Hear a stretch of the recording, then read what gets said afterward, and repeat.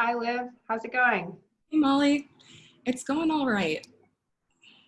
Yeah, Thank you so much for your time this morning.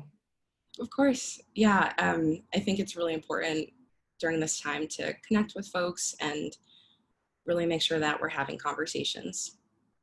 Absolutely.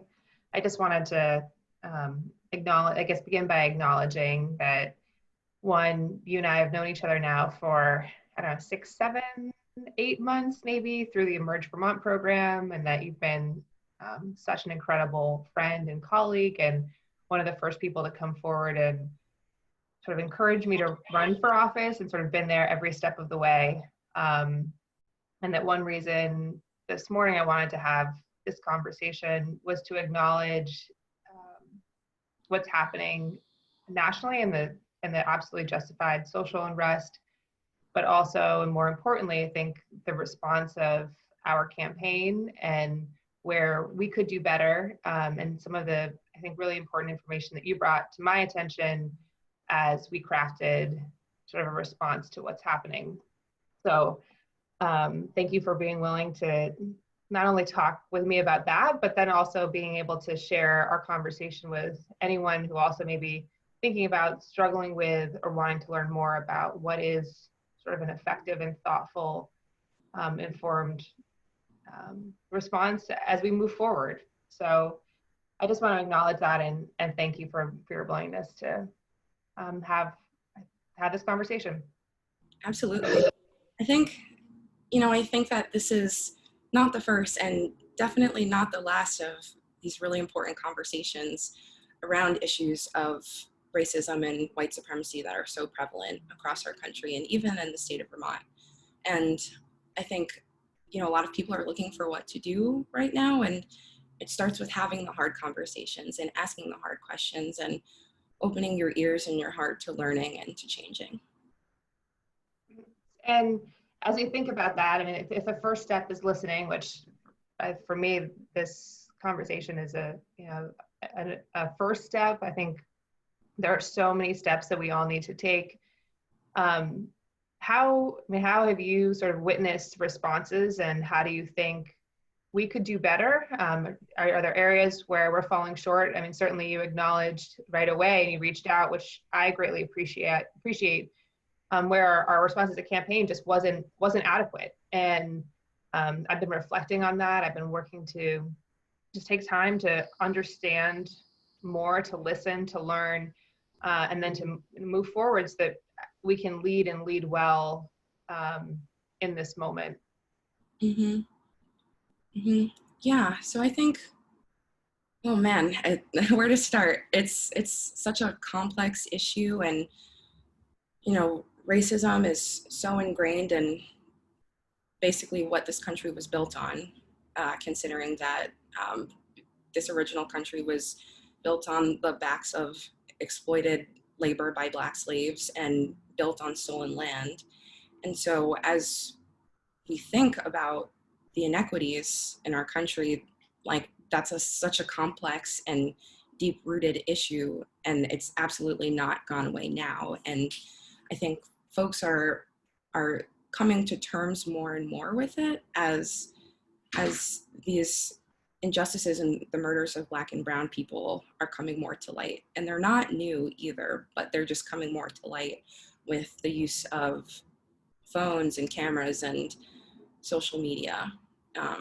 So I think it's definitely gotten more attention recently. It's not new, but I would say that my initial reaction to this heightened response that we've been seeing from individuals, politicians, people running for office, businesses, organizations, it's a lot of folks who are new to the conversation. And while, yes, they can pat themselves on the back for, jumping in and, better late than never, it at first felt pretty inauthentic because these are folks who haven't been part of the conversation before. And with so many other injustices of, of course, the murders of Black and brown people, but also the implicit bias and the microaggressions and the racism that we Black and brown people experience pretty much on a daily basis. And so it's striking that it's taken it to this point for folks to step up and join the conversation. But at this point, I say, welcome, roll your sleeves up, and it's time to get to work. Yeah, absolutely. What would you advise as people are feeling this sort of need or desire to act, which is long overdue? What is the most effective way? I mean, what is the right step to take so that we're doing more good than harm and approaching conversation with a commitment to learning, to listening, to supporting, and then eventually to act? Mm-hmm. So, I think the first step is exactly what you're doing here, acknowledgement and committing to learning and making a change. And so acknowledge where in your life white supremacy and racism are showing up and embedded. And for most people, that's like every part of life. And so acknowledge where there are flaws and issues and injustices. And then from there, hold yourself accountable to educate yourself and then educate yourself. And so a lot of folks have been reaching out and asking, like, what can I do? Where do I start? And there are so many great resources out there. Google it.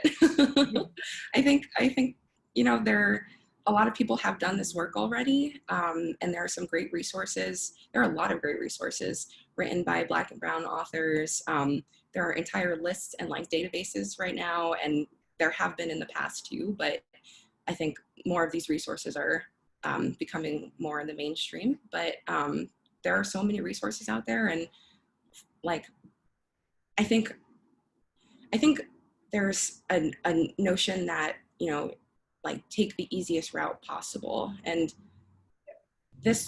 doing this work internally and for your community and your organization and your agency that you work at, it's not going to be easy. So taking the easiest route isn't going to solve the problem in the easiest way. And so commit to doing the work and taking the time to, because as well as, committing to doing it, you also need to commit that it's going to take time and it's not going to happen overnight. And it's really something that everyone needs to do if people truly want to see change. And even as a woman of color, like I personally have to do the work myself. And, there is internalized racism and white supremacy ingrained in, my existence. And so like, as well, like I need to do the work, but this is an issue. Racism and white supremacy is an issue that was created by white people and that benefits white people on a daily basis. So it's truly a mess that white people need to do the work and clean up. I've been thinking a lot about the ways we are brought up in Vermont, just our education system, the information we surround ourselves with, what books we decide, or I decide to read, or music I listen to, decisions I make every day that may be entirely unintentional, but in so many ways, I think that because of the structure of our state, the systems that we have in place, and the sense that also the false sense of we're extremely progressive and open and enlightened, when in fact we're a pretty isolated state, and there's so much work we have to do, and to start acknowledging, asking those questions about how do we raise our kids, what information do we provide them, what information do we surround ourselves with, how do we create more opportunities for exposure, and then taking the initiative and making the commitment to do the work ourselves and not to sort of ask others to help us with that. That being said, I do think connecting with you is extremely important. Having initial conversations is really important. Taking a step forward and acknowledging. But I think there's also more that we can do as elected officials or candidates running for office or leaders And we've been talking a lot about, one, acknowledging systemic racism, acknowledging challenges we have right here in Vermont, calling it out, stating it clearly, and then thinking about where do we go from here, and how we move forward. I mean, I certainly have some thoughts as someone who's worked within the Attorney General's office about areas where we could do better and do more. But do you have any thoughts, either at a local level, a statewide level, nationally? I think it's pretty clear. We could, yeah, from a either policy or legal perspective. Yeah, I just wanted to hear your thoughts on that. Yeah, I think my answer to what do we do is really simple. I think that there needs to be a shift of money and power to communities of color who are impacted by these injustices. So compensating people of color for the work that we do in an equitable way, and, you know, as well as in the workplace, but also people of color are often looked upon to, you know, explain like, hey, someone called me out or in for this racist incident. Can you help me understand why? And it's like the amount of times that as a woman of color, like I am looked upon to speak about racism, it's pretty common that, and common for other Black and brown people as well. And like, that's something that we can and should be paid to do. And so, you know, of course, supporting businesses in your community owned by Black and brown people, and eating at restaurants that are owned by people of color, and buying art and books and music and movies, as you said. And in terms of shifting power, there needs to be representation by Black and brown people at all levels. So, you know, town and city commissions, school boards, select boards, the state house, you know, all the way to our highest level of government, and holding secretary appointments, which our representatives in DC have the power to influence, and you have the power to choose who they are. And as they partake in that process of appointing, of making decisions on who's appointed, you have the opportunity to influence who they sign off on and who they don't. And so representation is really important as well. And another thing that I've been thinking about is higher accountability standards. So I don't know, as a person with a great background in humanitarianism and human rights, what are the standards like now in terms of racial inequities in our system and everywhere that we live, work, and play? Yeah, they're not adequately applied. I think as a lawyer, I personally always ask myself two questions: like, is it legal, and then is it right? I teach human rights law at Vermont Law School at night, and we start with the Universal Declaration of Human Rights, which goes through our fundamental freedoms and liberties as people. And as we think about what's happening here across our country, and police brutality, the inability to engage in free speech and to protest, excessive use of force, systemic racism, systemic inequity and inequality, we are failing at so many markers. And so there's one, I think you pointed it out well, there's one issue around accountability, and where do we at the local, countywide, regional, national, statewide level start taking action to uphold our obligations, and then and that everything from sort of litigation to implementing legislation. And I know there's bills in the legislature right now here in Vermont that would address use of force. And I think that there's an urgency there and a real conversation that needs to happen. Also just about education and, where we could do better. But to go back to this question of, is it legal and is it right? It is our job as, I think, leaders and advocates and elected officials to always push the law in the direction of what is right. And that takes courage, that takes a willingness to stand up and say, this isn't right, that our law isn't evolving fast enough, and then to work for change.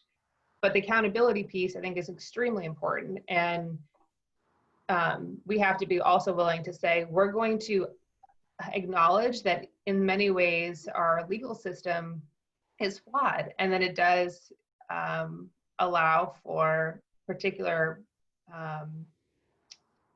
instances to continue to be perpetuated. I will talk very, very briefly about use of force. You know, if we do a review of an officer who's used force on an individual, we look at that very moment where the force was used and how did the officer respond, rather than taking a step back, looking at the circumstances that led to an apprehension, whether there was de-escalation used, whether aid was rendered after, which is, you know, another question.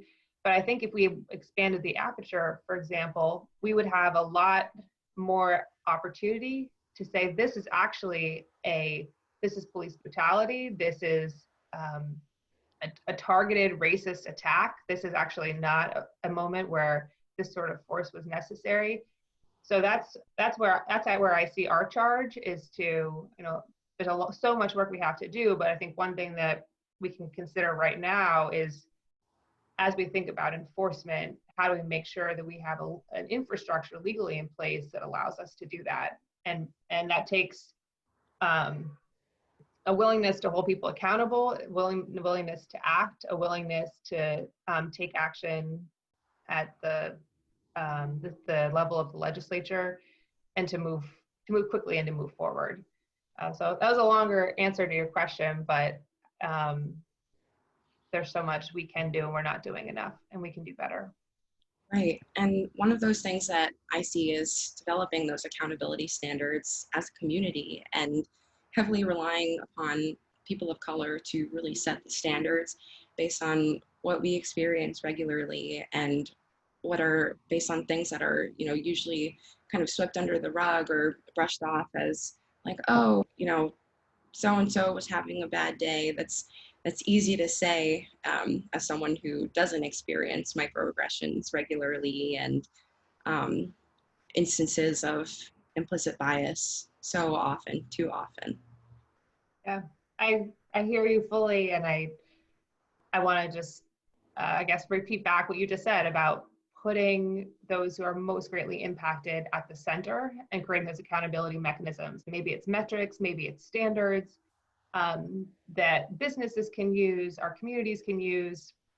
Obviously, at the statewide level, our departments and agencies, in the Attorney General's office as well, that forces us to think every day about who we have at the table and how we're making decisions and who is it impacting. And I think we could do so much better as a state. I think that there's some efforts in place right now, the racial equity task force that's coming together, but it's going to be a long road, and our work is far from done, and it probably should never be done. Right. Yeah, there's always going to be something to do, and I think, you know, now as it remains as urgent as ever to start and just take the plunge and jump in. Yeah.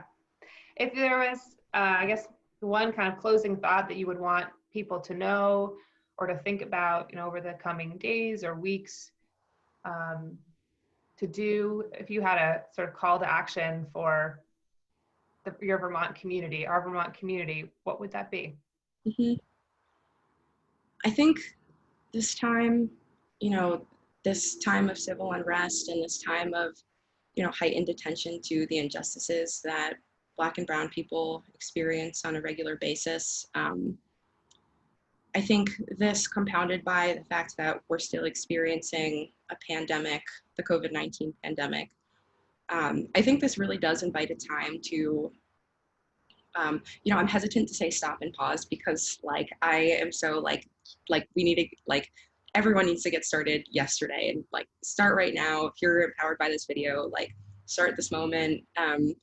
but I do think that there is an opportunity during this kind of like slower time to reflect and like look around you and look within and recognize where, you know, like where are the people of color um, in kind of every part of your life, and not in like a tokenizing way, but you know, like the spaces that you work in, that you play in, that you shop in. Think about why there may not be people of color there, and the barriers and the structures that are still segregating folks in the system. And that's where to start. And and then jump in and do the work and read and hold yourself accountable and have the hard questions and name it. And it's racism in our system, and it needs to be dismantled, and we can all do it together. Thank you, Liv. I Thing. really, really appreciate it. And I hope this is the first of many, many more conversations to come. I just want to thank you for your incredible friendship and support, and for taking a moment to share this conversation with our Vermont community today. Absolutely. Thank you, Molly.